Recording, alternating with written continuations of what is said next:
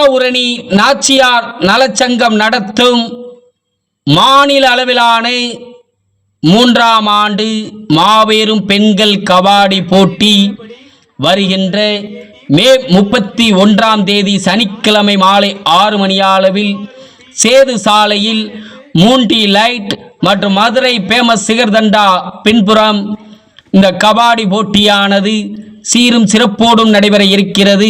இக்கபாடி போட்டிக்கு மொத்த பரிசு தொகையாக 6 லட்சத்திற்கும் மேல் அள்ளி தருகின்ற மாநில அளவிலான பெண்கள் கபாடி போட்டியினை காண கபாடி போட்டி ரசிக பெருமக்கள் அனைவரையும் பேராவூரணியை நோக்கி அன்போடும் பாசத்தோடும் அழைக்கின்றார்கள்.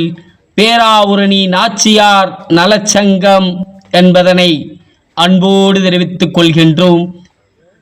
தஞ்சாவூர் மாவட்டம் பேராவூரணி வட்டம்.